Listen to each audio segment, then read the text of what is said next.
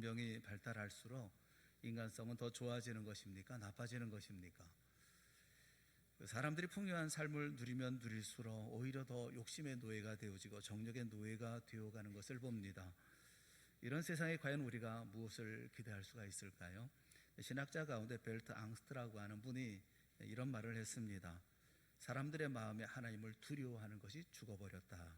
그러나 새로운 두려움이 그들을 그 자리를 차지했다. 그것은 모든 것을 두려워하는 공포다. 사람들이 하나님을 두려워하는 그 두려움이 죽어버렸다는 것이죠. 이제 하나님을 두려워하지 않는다는 것입니다. 하나님을 두려워한다, 이런 생각이 다 사라졌다는 것이죠. 그러면 이제 아주 편안하고 자유스럽고 자신만만한 삶을 살 것 같은데, 그런데 그 마음에 무엇이 들어와 있느냐 하면 모든 것을 두려워하는 공포가 그 마음에 들어와 있더라라는 것입니다. 몸에 무슨 이상한 심각한 문제가 생긴 것은 아닐까, 작은 어려움이 있어도 걱정을 하죠.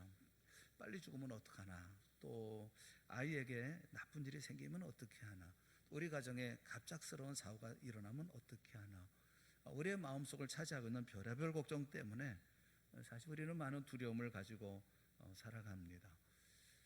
지금 있는 코로나19에 대한 대처하는 모습이 현명하고 그리고 지혜롭게 대처하고 있느냐라고 이렇게 보면 오히려 공포와 두려움으로 이 모든 일들을 대하고 있는 것은 아닐까 하는 그런 생각이 들어요. 동서남북을 다 둘러보아도 세상 우리를 두렵게 하는 것으로 가득 차 있는 그런 모습으로 보여집니다. 이런 세상에 과연 진정한 행복이 있을 수 있을까요? 많은 분들은 세상에 희망이 없습니다. 세상에는 소망이 없습니다. 이렇게 또 말씀도 하십니다. 그렇다면 저는 여러분에게 질문하고 싶어요. 그럼에도 불구하고 이 소망이 없다고 생각하는 두려움이 가득한 이 세상을 여러분 왜 그 세상에 마음을 빼앗기고 삶을 사십니까? 일주일 내내 세상 일에 마음을 쓰고 삶을 살고 있지 않습니까? 물론 그렇지 않은 분도 계십니다. 하지만 예수 믿는다고 교회를 다니는 분들 10명 중에서 8명은 일주일 내내 그 마음이 세상에 가 있는 것이 현실 아닙니까? 성경은 마음을 다하고 목숨을 다하고 뜻을 다하고 힘을 다하여 주 너희 하나님을 사랑하라 이렇게 말씀하시는데 그렇게 못하고 있지 않습니까? 오히려 세상에 마음을 다하고 또 뜻을 쏟고 목숨까지 바쳐가면서 세상 살아가지 않습니까? 세상에 희망도 없고 소망도 없고 기대할 만한 가치도 없고 우리를 두렵게 하고 공포 가운데 있게 하는데 왜 세상의 마음을 빼앗기고 사느냐라는 거예요. 미국의 예일 대학의 역사 교수였던 라토렛이라고 하는 그 교수님이 있습니다. 이분은 교회사의 유명한 혁혁한 그런 학자, 인정받는 그런 분이었습니다. 제가 공부할 때도 이분의 책을 가지고 그 기독교 역사를 공부했으니까요. 이 기독교 역사를 연구하면서 이분이 발견한 것이 있어요. 기독교 역사를 살펴보면 교회가 부흥하고 또 성도들이 건강하고 세상에 큰 영향을 미치는 그런 시대도 있었다는 것입니다. 그런데 반대의 경우도 있었다는 것이죠. 교회가 형편없이 힘을 잃어버릴 때도 있었다는 것입니다. 이분이 교회가 힘을 잃어버리고 교회가 부패하고 이런 어떤 면에서는 교회가 있으나 마나한 이런 무력한 시대를 연구해 보면서 그런 시대를 연구하면서 한 가지 공통점이 있더라 라면서 그분이 얘기를 했어요. 그 공통점이 뭐냐 하면 교회가 자신의 모습을 세상에 너무 순응시키려고 하다가 시간을 초월하고 공간을 초월하는 교회의 본래의 정체성을 희생시켜버린 그런 때였다라고 얘기를 했어요. 교회가 세상에 순응하려고 세상에 적응하려고 그렇게 시도하면서 그렇게 노력했던 그 시대에 그 시대와 그 사회가 사라져버리며 교회도 함께 사라져버리더라라는 것입니다. 교회는 교회로서 살아남아야 합니다. 교회는 교회로서의 정체성을 가지고 있어야 되죠.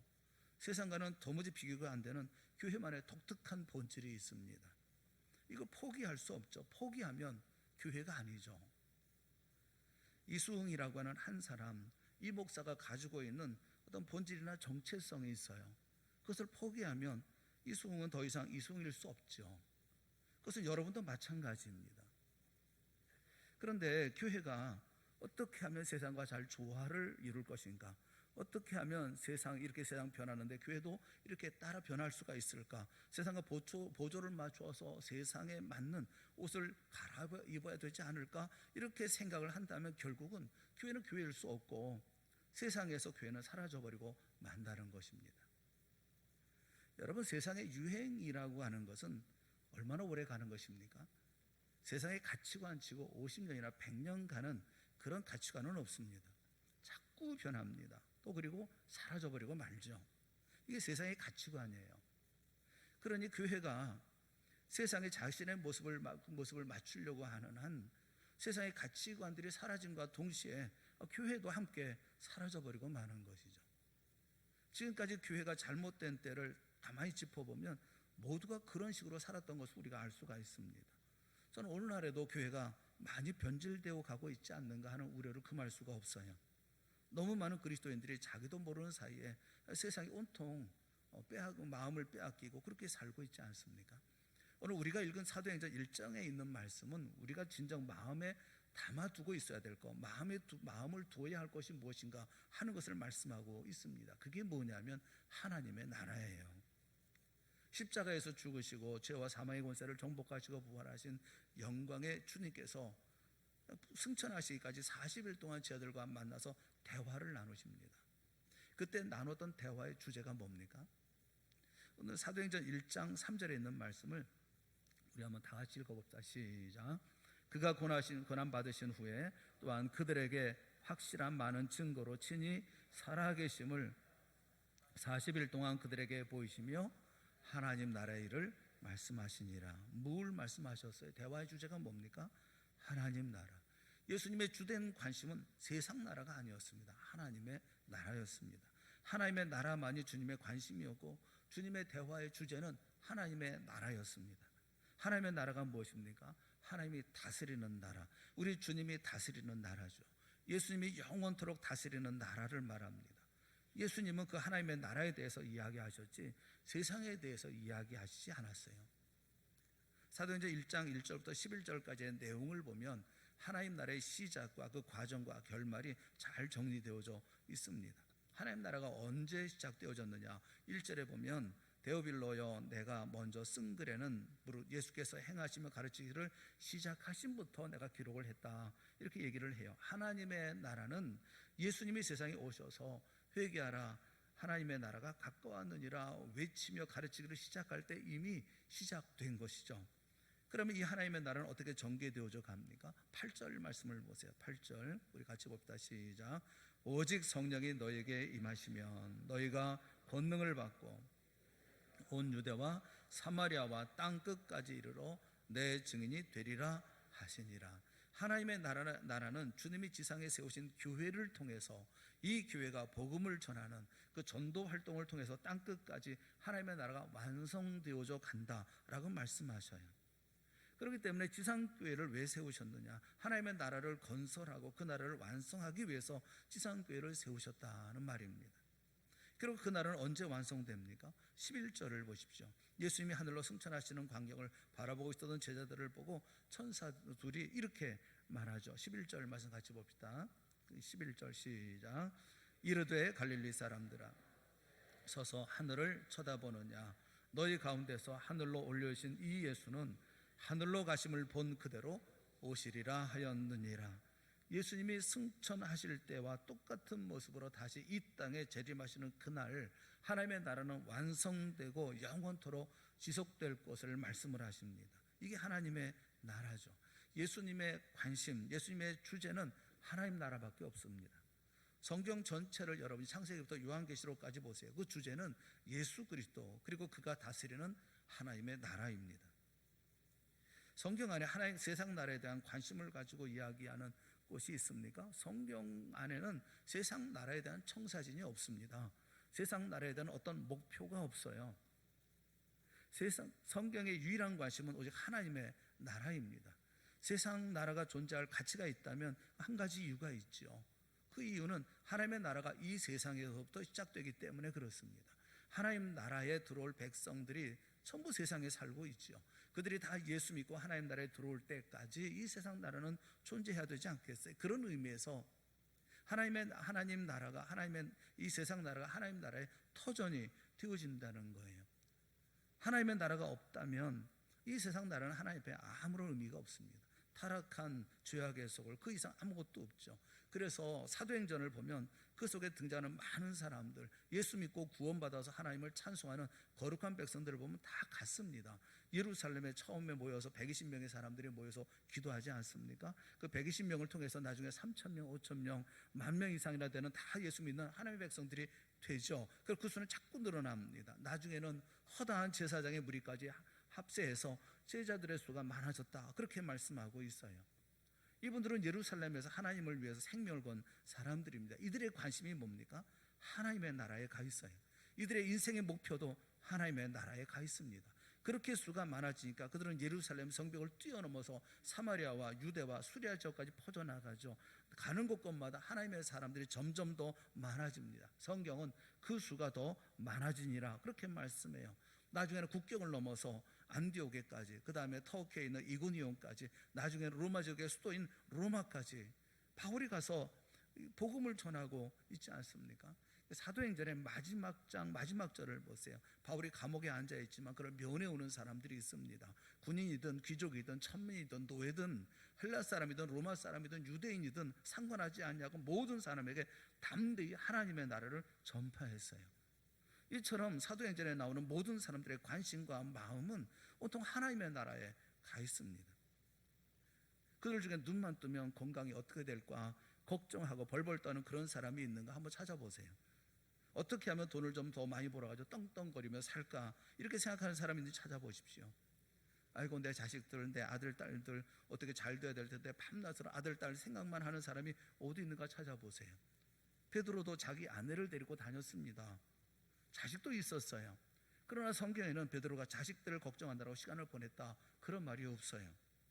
물론 그들이 가정을 알뜰히 돌봤죠. 남편으로서 자기 책무를 다했습니다. 자기의 생업에 충실했어요. 그렇게 살았지만 그들에게 다른 한 가지 점이 있습니다. 그것은 그 나라와 그의 의를 구하는데 온통 마음이 가 있었다는 거예요. 그렇게 살다 보니 사람들은 종종 이들은 사람들로부터 박해를 받았죠. 어떤 때는 생명을 빼앗기기도 했습니다. 스데반을 보십시오. 끌려가서 돌멩이에 맞아 죽지 않습니까? 예루살렘에서 박해가 일어나니까 집도 빼앗기고 생업도 잃어버리고 온 가족이 산지사방 뿔뿔이 흩어져 버렸어요. 하지만 그들은 하나님의 나라를 위해서 세상에 살았던 사람이었지 세상 나라를 위해서 하나님의 나라를 이용하는 사람들이 아니었습니다. 여러분 우리 자신들하고 한번 비교해 보세요. 이들과 똑같다고 생각하면 그 너무나 감사한 일이죠. 나도 밤낮 하나님을 대망하고 살아가는 사람입니다. 비록 내가 아침부터 저녁까지 열심히 일을 하고 또 해야 할 일을 하느라고 정신없이 살아가지만 내가 왜 그 일을 하는지, 왜 그것을 하면서 사는지 나는 압니다. 하나님 나라 때문에 내가 이렇게 일하고 있습니다. 이렇게 고백할 수 있다고 한다면 그 너무나 감사한 일입니다. 그리스도인이라면 그래야 되는 게 아니겠어요? 그런데 만약 스스로 사도행전에 나오는 사람들과 너무나 다른 인생을 살고 있다고 한다면 여러분 다시 한번 생각해 봐야 되는 것이 아니겠습니까? 여러분은 세상 나라를 위해 살고 있습니까? 아니면 하나님의 나라를 위해서 살고 계십니까? 하나님은 교회를 통해서 하나님 나라를 완성하시기를 원하십니다. 그래서 우리 교회를 비롯해서 한국교회와 세계교회 세 가지 중요한 것을 주셨어요. 하나님 나라를 위해서 일할 수 있도록 세 가지를 주셨습니다. 그 하나가 뭐냐면 첫째는 교회에 예수의 이름을 주셨어요. 예수의 이름을 주셨습니다. 교회는 예수의 이름이 있는 곳이에요.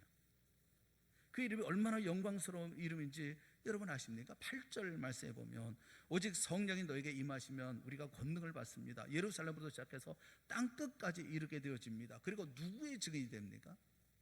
내 증인이 된다 그렇게 말씀하고 있죠. 내가 누굽니까? 하나님 나라의 왕신 예수 그리스도이십니다. 내가 누굽니까? 십자가에서 죽음을 이기시고 부활하신 예수 그리스도예요. 내가 누굽니까? 하늘과 땅의 모든 권세를 손에 쥐고 계시는 만왕의 왕 만유의 주 예수 그리스도십니다. 내가 누굽니까? 에베소 1장 21절 말씀에 보면 모든 통치와 권세와 능력과 주권과 이 세상뿐 아니라 모든 세상에 일컫는 모든 이름 위에 뛰어나게 하시고 또 만물을 그의 발 아래 복종하게 하시고 그를 만물 위에 교회의 머리로 삼으신 그 이름 예수 그리스도신 것이에요. 결국 예수 그리스도가 온 만물을 충만하게 하실 것입니다. 오직 그 이름만이 영광을 받으실 거예요. 놀라운 이름을 우리에게 주셨다, 그렇게 말씀하고 있어요.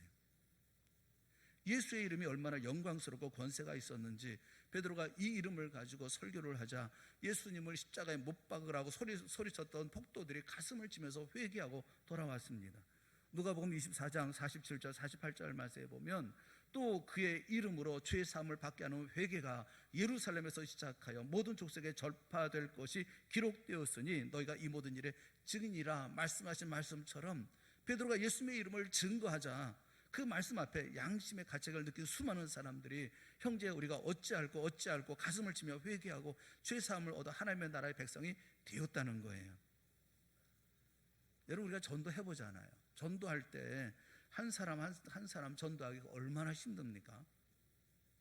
우리가 아무리 얘기해도 똑바로 쳐다보고 무슨 말을 하든지 귓등으로 듣는 그런 사람들 어떻게 우리 힘으로 전할 수가 있어요? 이 말하면 이렇게 말꼬리 잡고 늘어지고 저 말하면 또 저렇게 말꼬리 물고 늘어지는, 세상에서 자기보다 더 똑똑한 사람이 없는 것처럼 거만을 떨고 있는 이런 사람 어떻게 우리가 우리의 힘으로 예수님을 믿게 하느냐고요. 더욱이 보세요. 예수님을 십자가에 못 박으라고 소리 지르던 그 폭도들을 무슨 재주로 예수 믿게 만듭니까? 그런데 예수 이름의 권세는 모든 불가능을 가능으로 바꿔 놓았습니다. 그 권세가 얼마나 대단했는지 베드로가 예수의 이름을 가지고 증거하니까 모두가 다 거꾸러지고 하나님 앞에 회개하는 역사가 일어났잖아요. 베드로가 예수님의 이름으로 담대하게 명령하니까 나면서 안진병이 된 사람이 걷고 뛰게 되었지 않습니까? 이것을 보고 많은 사람들이 신기해가지고 베드로 주변에 몰려드니까 베드로가 뭐라고 얘기합니까? 사도행전 4장 10절 말씀해 보면 너희와 모든 이스라엘 백성들은 알라, 너희가 십자가에 못 박고 하나님이 죽은 자 가운데 살리신 나사렛 예수 그리스도의 이름으로 이 사람이 건강하게 되어 너희 앞에 섰느니라, 그렇게 고백하고 그렇게 선포하잖아요. 예수님의 이름에 권세가 있어요. 이 권세를 우리에게 주셨어요. 인도 선교사로서 큰 발자취를 남긴 분이 한 분 계십니다. 스텔리 존스라고 하는 선교사님이신데 평생 인도에서 복음을 전하느라고 생을 바친 그런 분이에요. 이분이 89살 89세에 뇌혈을 일으켜서 반신불수가 되었습니다. 강제로 그분을 보스턴에 있는 병원에 입원을 시켰어요. 89세 나이에 그런 병 올 수 있지 않겠어요? 그런데 이분이 병원에 입원하고 이제 치료를 받기 위해서 의사들이 이제 들어오면 들어오는 의사마다 그렇게 부탁을 했습니다. 선생님, 나에게 이렇게 말해주세요. 나사렛 예수 그리스도의 이름으로 스탠리야 일어나라. 나에게 그렇게 좀 얘기 좀 해주세요. 그렇게 나에게 얘기해 주세요라고 부탁을 했답니다. 하도 부탁을 하니까 의사들이 이분을 치료하러 올 때마다 나사렛 예수 그리스도의 이름으로 명하노니 스텔리야 일어나라 이렇게 말했다고 그래요. 그러면 스텔리 선교사는 아멘 하고 이렇게 크게 대답을 했답니다. 간호사가 들어오면 간호사에게도 부탁을 했다는 거예요. 나사렛 예수의 이름으로 일어나라 명령해달라 이렇게 부탁을 했다는 겁니다.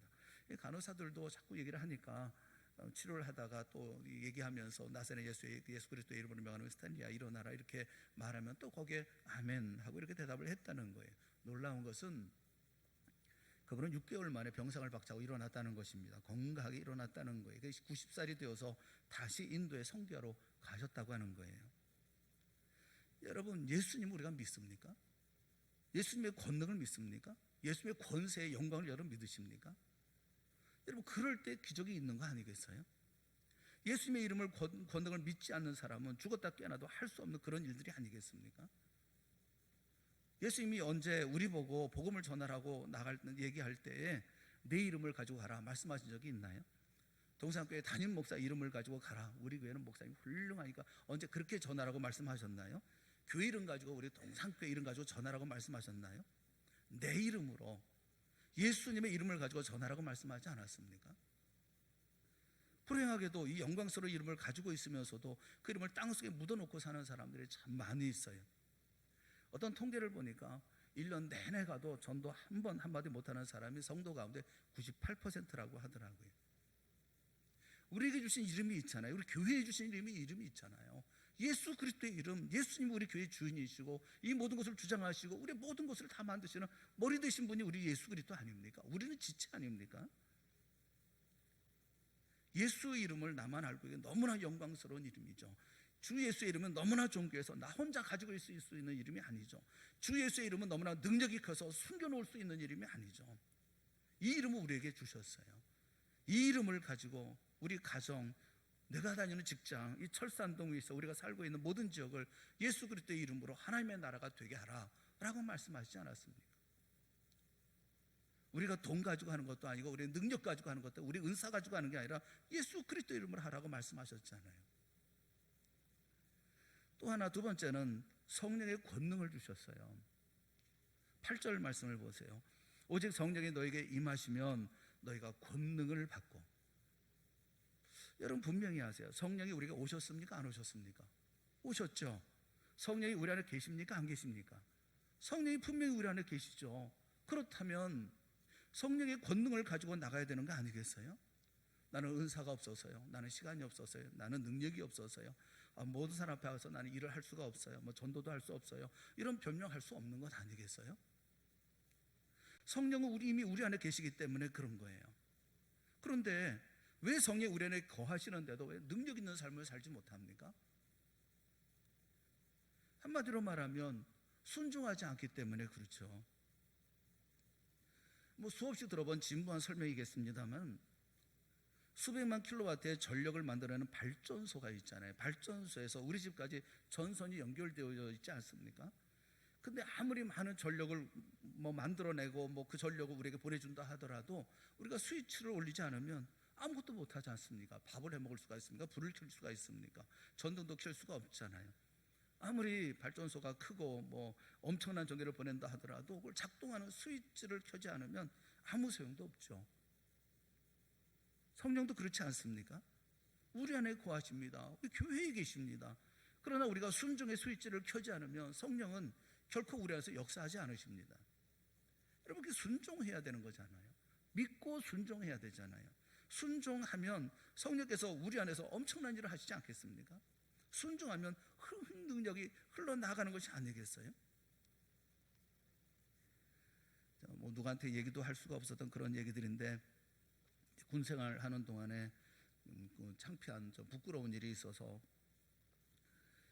제가 대학교를 다 졸업하고 총신대 졸업하고 난 다음에 이제 대학에 갔습니다. 조금 늦게 갔죠. 다른 청년들에 비해서 한 2, 3년 늦게 군대에 입대하게 되었어요. 제가 전반기 훈련은 논산에도 받고 후반기 훈련은 병참학교에서, 병참대에서 훈련을 받았습니다. 마침 제가 훈련 받고 있을 때 그 병참학교가 대전에서 부산으로 이사를 가게 됐어요. 그러니까 이사하니까 또 일이 얼마나 많습니까? 대전에서 부산을 이사 가면서 또 거기 다 황폐화되어져 있는 그 부산에서의 그 병참학교를 만들기 위해서 사역이 참 많았어요. 일도 해야 되고 저 일도 해야 되고 울고도 옮겨야 되고 삽질도 하고 곡괭이 일도 하고. 근데 그때는 주일도 없었거든요. 후반기 후반기 교육을 8주를 받는데 주일도 없었어요. 또 어느 날 이 기관병이 저를 불러가지고 누구 하나를 만나달라 이렇게 얘기를 하더라고요. 제가 이제 신학생인 줄 알고 얘기를 하더라고요. 그래서 어떤 그 훈련병이죠. 저보다 이제 후기에 있었던 그런 훈련병을 이제 만나게 됐습니다. 다 같이 같은 입장이니까요. 그래서 이제 얘기를 들어보니까 무슨 얘기냐 하면, 이 아이는 저보다 몇 년 후배예요. 총신대 몇 년 후배예요. 근데 이 친구는 주일날 일을 못한다는 거예요. 자기는 주일날 예배 드려야 되지 난 사역을 못합니다. 거부하고 있는 거예요. 무슨 말로 해도 얘기가 안 되는 거예요. 그러니까 저보고 가서 얘기하라는 거예요. 저가 신학생이니까. 너 선배지 않냐? 선배니까 너는 일하지 않냐? 너는 예배도 안 드리고 일하지 않냐? 저보고 얘기하라는 거예요. 뭐라고 얘기하겠어요? 제가 일하라 그렇게 할 수 있겠어요? 너무 창피하고 부끄럽더라고요. 아이하고 그 학생하고 같이 얘기하면서, 제가 선임이긴 하지만 좀 몇 주 선임이죠. 그렇긴 하지만 너무 안 돼, 너무 미안하더라고요. 아이한테 미안하고 너무 부끄럽고 아무 말도 못했어요. 말도 못하고. 그러면서 제 마음속에 부럽다 그런 마음이 들더라고요. 얘는 생명 걸고 신앙생활 하고 있구나 하는 그런 생각이 들고, 나는 신학생이 되면 뭔가 하는 그런 생각이 들더라고요.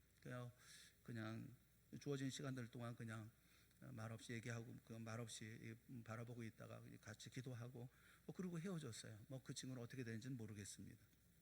그리고 제가 이제 그 자대로 배치를 받았습니다. 자대 배치 받고 첫 주일이에요. 처음. 그러니까 제가 이제 이등병 하나 달고 그리고 이제 처음 주일을 만났어요. 처음 주일을 만났는데 이 병참이라는 데 1종, 2종, 3종 그래서 여러 가지 이제 많은 물품을 다뤄야 되는데 마침 그때 이제 주번사관이 이제 중위 그분이 3종 창고장이었습니다. 주일 첫 주일인데 첫 주일 전부 다 이제 다 소집을 시키더라고요. 다 모이라고 하고 그 다음에 오늘 창고 일을 해야 된다는 겁니다. 창고 일을 해야 되니까 뭐 다른 사유가 있는 사람은 나오라는 거예요. 마음에 갈등이 있어요. 주일인데 내가 교회를 가야 되는데 첫 주일이고 여기 이 부대에서는 제가 막내죠. 뭐 가장 쫄병이죠. 근데 마음속에 결단을 하는 마음이 생기더라고요. 그래 죽으면 죽더라도 어쨌든 가야지 이런 마음을 가지고서 이제 나갔습니다. 몇 번 얘기를 하더라고요. 왜 나왔냐? 교회 가야 됩니다. 교회 가야 되겠냐? 예, 가야 되겠습니다. 뭐 뒤에서 뭐 여러분들이 많이 얘기하죠. 뭐 빠졌니 어쨌니 뭐 이러면서 막 손님들이 뭐 얼마 그 가운데는 뭐 기라성 같은 뭐 저기 볼 때는 그냥 그런 분들이 계시잖아요. 뭐 뒤에서 뭐 얘기가 많더라고요. 그래도 어쨌든 교회 가고 난 다음에 그 다음에 봐야 되겠다 이런 생각을 가지고 뭐 교회 간다 그러니까 그건 막을 수가 없잖아요. 그냥 교회 갔다 오라고. 그래서 이제 저 하나 이제 교회를 가게 됐습니다. 거기서 나가서 이제 사단에 있는 교회를 갔습니다. 제가 마음이 편했겠습니까? 예배가 드려졌겠습니까? 이제 자대로 복귀해야 되는데 들어가면 이제 무슨 일을 당할지 걱정이 많더라고요.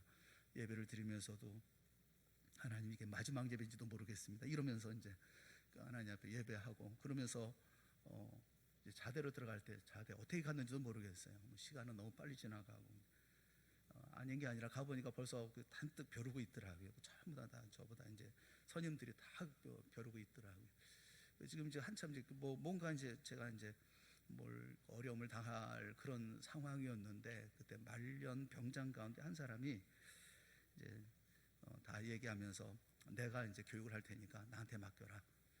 그러면서 이제 저를 끌고 나가더라고요.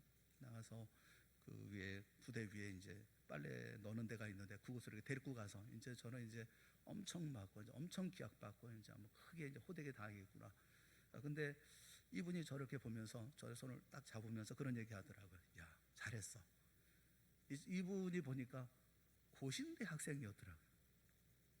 고려신학교 학생인데 자기는 그렇게 못했는데 야, 총신은 다르긴 다르구나. 뭐 이러면서 걱정하지 말고 야, 신학생활 잘해. 뭐 이러면서 한참 격려받고 그러고 내려왔어요. 뭐 맞기는 뭐 맞지도 않고 그렇게 한번 내려온 적이 있어요.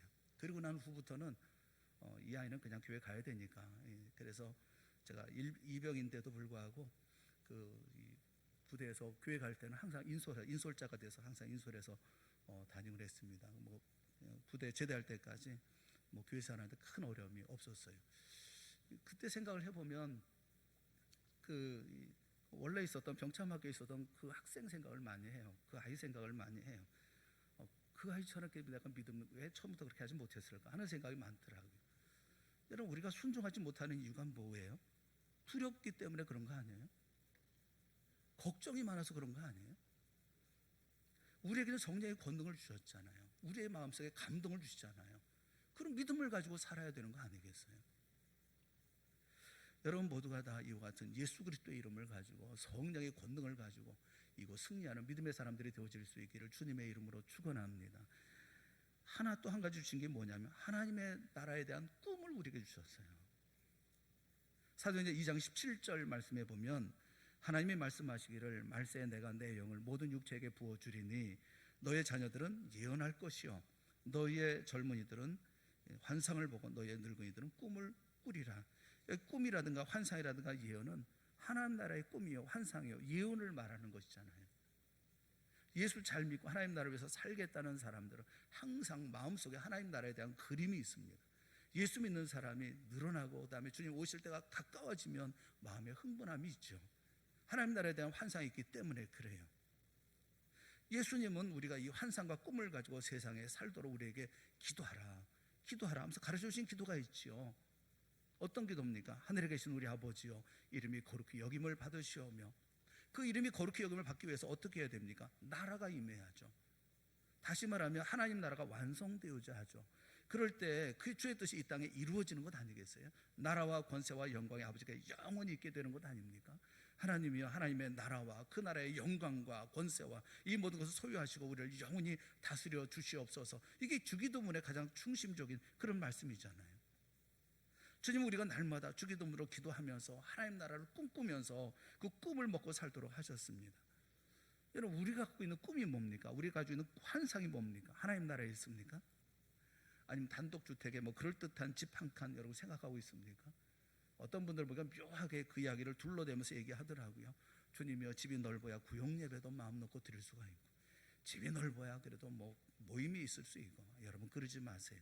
마음속에 있는 꿈이 뭡니까? 환상이 뭡니까? 밤낮없이 생각하는 게 뭡니까? 육신을 쫓는 자는 육신의 일을 생각하고 성령을 쫓는 자는 영의 일을 생각합니다. 영의 일이라는 게 무엇입니까? 하나님의 나라에 대한 환상이잖아요. 여러분에게 이 환상이 있습니까? 이 환상을 놓고 세상이 환상으로 가득합니까? 정상적인 하나님의 자녀라고 하면 하나님의 나라에 마음을 두는 것 아니겠어요? 관심이라는 것은 여러분 그냥 어느 그 관심만 갖는다는 이런 것이 어떤 수준에만 머무르지 않습니다. 관심을 갖는다고 하는 것은 더 나아가서 헌신을 가져오게 되어져 있어요. 헌신하는 사람은 뭐 상황이 바뀌거나 분위기가 바뀌거나 가치관, 세상의 가치관이 바뀐다 하더라도 중단하지 않습니다. 헌신하는 사람은 변명하지 않아요. 결과를 볼 때까지 끊임없이 쉬지 않고 달려가죠. 이게 헌신하는 사람들의 자세가 아니겠어요? 그래서 하나님의 나라에 대한 관심을 가지고 헌신하는 사람은 주님이 시간을 내놓으라고 하면 시간을 내놓고, 돈을 내놓으라고 하면 돈도 내놓고, 몸바쳐 헌신하라고 하면 몸바쳐 헌신하고, 주께서 원하시는 것이 무엇이든지 간에 주저없이 내놓습니다.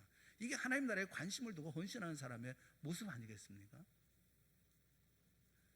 중세계 유명한 철학자 루소가 있어요. 루소라는 사람이 예수 믿는 사람을 빈정거리면서 그런 얘기를 했어요. 근데 교회라는 것을 생각하면 참 이상하다고. 교회 가면 해결이 불가능해 보이는 이런 충성 딜레마에 빠져 있다고. 교회만 가면 충성하라고 그러고 충성 딜레마에 빠져 있고 하나님 나라만 찾고 있고, 그러면 어떻게 세상 나라의 훌륭한 시민이 될 수가 있느냐, 이분의 얘기예요. 세상 가까이 훌륭한 시민이 되려고 하는 사람이 어떻게 하나님 나라만 날마다 바라보고 찾고 있으면 되겠냐, 이렇게 빈정거렸어요. 케임브리지 대학의 C.S. 루이스 교수가 거기에 대해서 이렇게 대답을 했습니다. 하늘을 겨냥하라. 그러면 땅은 덤으로 얻게 될 것이다. 그러나 땅을 겨냥하라. 그러면 아무것도 얻지 못할 것이다. 하나님 나라를 얻는 사람은 세상도 얻습니다. 그러나 하나님 나라를 잃는 사람은 세상도 다 잃습니다. 그래서 하나님 우리에게 하나님의 나라의 우선순위를 두라, 그렇게 말씀하셨어요. 우리가 하나님의 나라를 먼저 구하면 땅의 것은 덤으로 주실 것이라고 하는 것을 우리에게 말씀해 주고 있기 때문에 그런 거예요. 오늘날 우리는 거꾸로 살잖아요.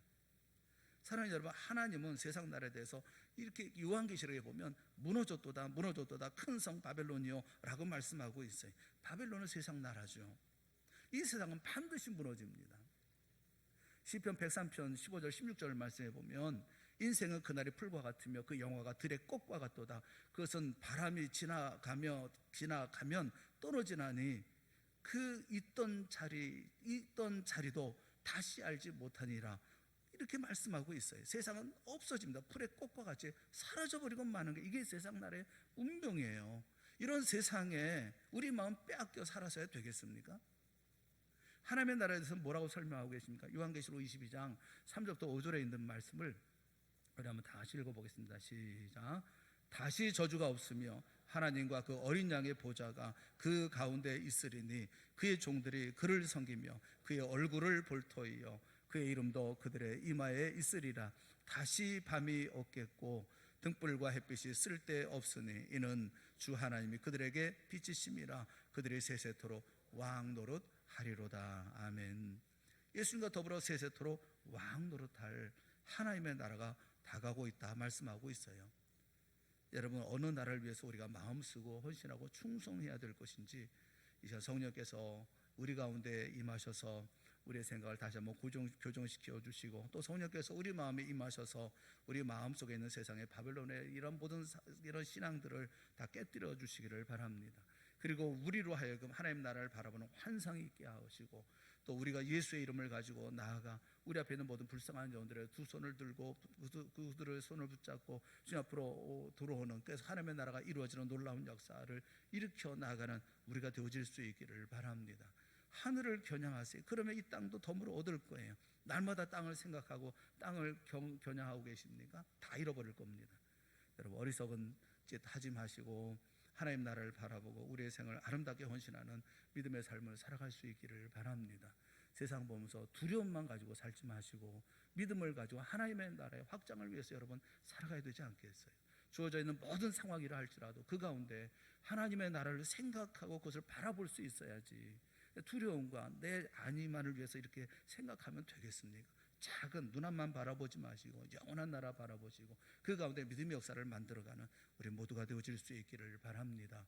여러분이 가지고 있는 건강도, 여러분의 재물도, 여러분의 젊음도, 또 여러분의 가지고 있는 모든 것들도 하나님의 영광, 그 나라 위해서 영원한 위에 바치는 그런 믿음의 삶이 되어질 수 있기를 바라요. 하나님의 나라 오늘도 소망하고 우리가 그것을 위해서 삶을 살잖아요. 끝까지 이 모든 길을 걸어 나아가는 용기 있고 힘 있고 담대한 믿음의 용사들이 다 되어질 수 있기를 주님의 이름으로 축원합니다.